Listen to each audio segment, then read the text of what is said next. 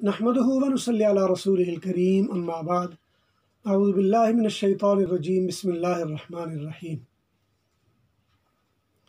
قال النبی صلی اللہ علیہ وسلم فلیبلغ الشاہد الغائب او کما قال صلی اللہ علیہ وسلم۔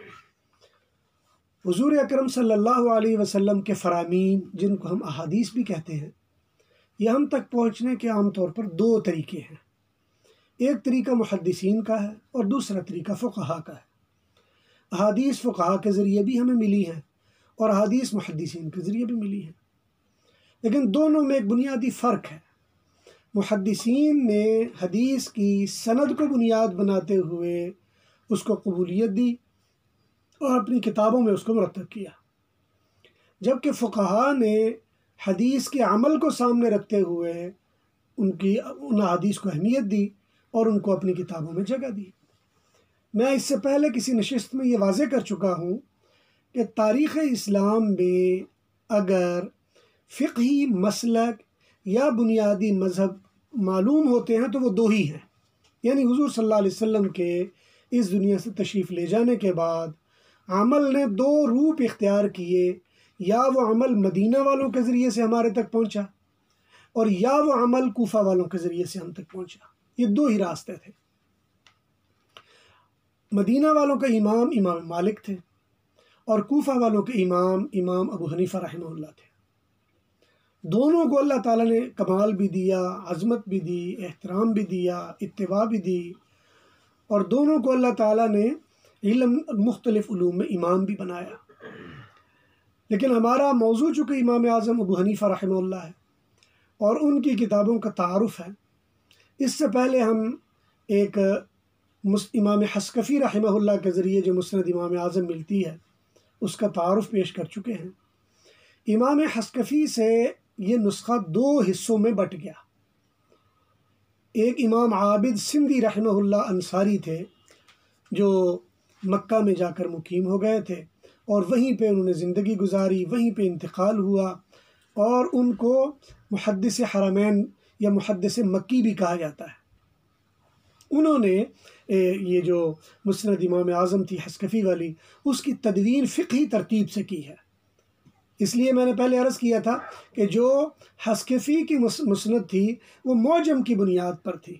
یعنی صحابی جو امام صاحب کا استاد ہے اسی ترتیب سے، مثلا پہلے ابراہیم کے جو احادیث ان کو مرتب کر دیا گیا، اور اس کے بعد با سے جو آ گئے، پھر تا سے جو آ گئے، وہ اس ترتیب سے جو اساتذہ آئے ان کی احادیث کو مرتب و مدون کیا گیا،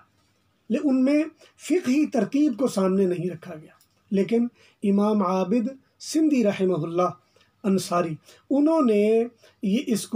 یہ تقریباً امام عابد سندھی یہ تقریباً 10ویں صدی میں گزرے ہیں، اور انہوں نے اس کو فقہی بنیاد پر، یہ فقہی ترتیب سے بنایا، اور اس کی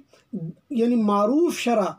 مولانا محمد حسن اسرائیلی رحمہ اللہ، جن کو ہم عام زبان میں ملا حسن بھی کہتے ہیں، تذکرۃ المصنفین میں یا درس نظامی میں یا ظفر المحصلین میں ان کا اگر دیکھا جائے تو وہاں تفصیلی حالات مل جاتے ہیں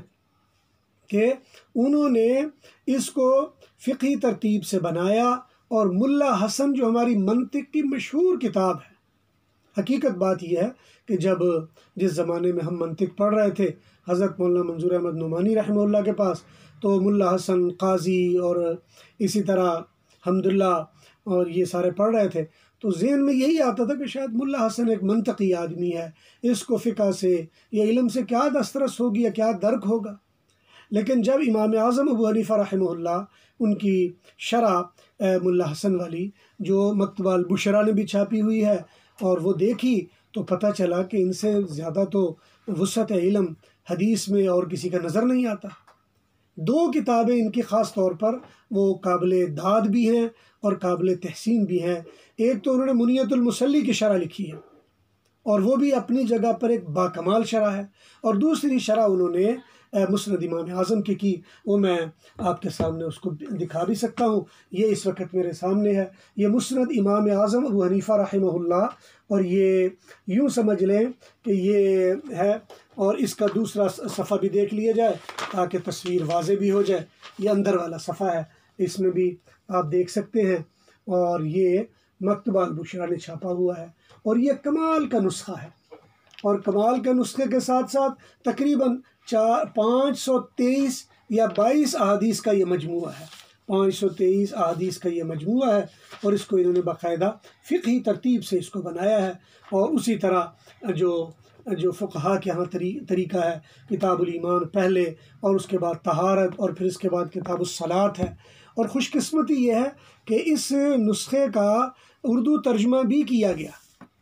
اس کا اردو ترجمہ، اور خوش قسمتی ہے کہ ہمارے دونوں مسلک یعنی بریلوی حضرات کے ہاں بھی اس کا ترجمہ رائج اور کیا گیا ہے، اور ہمارے دیوبندی حضرات میں بھی اس کا ترجمہ رائج بھی ہے اور کیا گیا ہے۔ یہ میرے سامنے اس وقت ہے، یہ مولانا علامہ محمد یاسین قصوری نقش بندی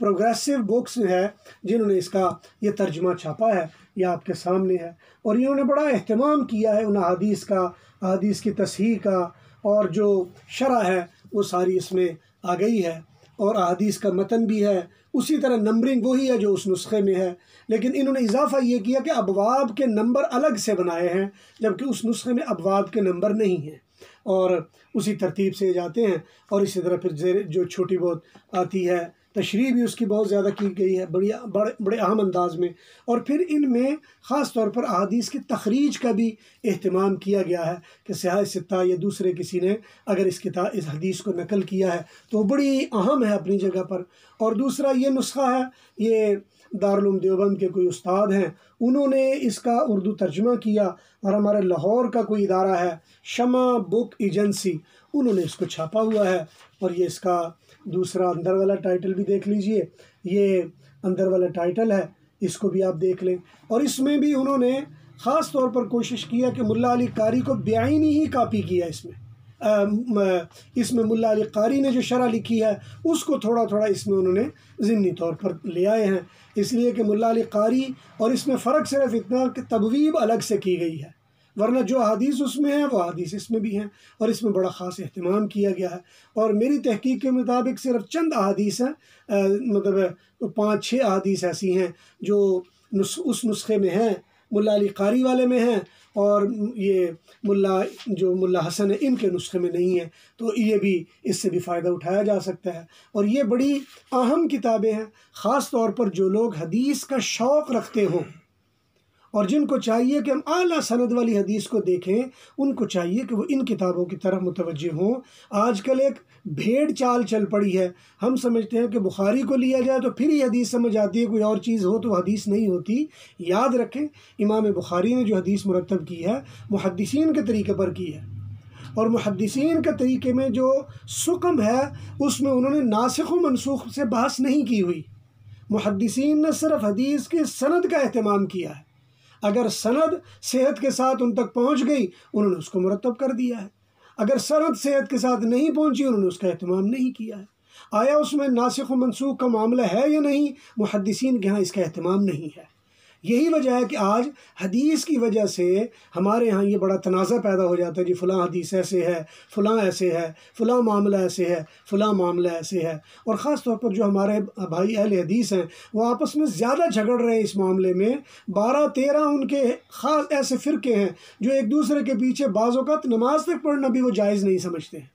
ہمارے ہاں تو اتنا زیادہ مسئلہ شدت والا نہیں ہے، ہم بریلوی ہیں یا ہمارے ہاں دیوبندی ہیں، ہم ایک ہی سچی بات ہے، کتاب کے 2 رخ ہیں، ایک ابتدا ہے تو ایک انتہا ہے، وہ بھی امام ابو حنیفہ رحمہ اللہ کو مانتے ہیں، ہم بھی امام ابو حنیفہ رحمہ اللہ کو مانتے ہیں۔ امام ابو حنیفہ کی عظمت و احترام جتنا ان کے ہاں ہے اتنا ان کے ہاں ہے، اور ان سے تعلق اور ان سے نسبت جتنی ان کو ہے اتنی ان کو بھی ہے۔ لہٰذا یہ جو ہمارے احباب ہیں ان کو چاہیے کہ اگر وہ اس سے استفادہ کرنا چاہیں، یہ دونوں ترجمے وہ بھی میں نے آپ کو بتا دیے، ان میں خاص طور پر شرح بھی بڑا اہتمام کیا گیا ہے، اس کو دیکھیں، آپ کو فائدہ زیادہ ہوگا۔ اللہ تعالیٰ سے دعا ہے جو کہا سنا گیا اللہ تعالیٰ اپنی بارگاہ میں قبول فرمائے۔ وآخر دعوانا الحمدللہ رب العالمین۔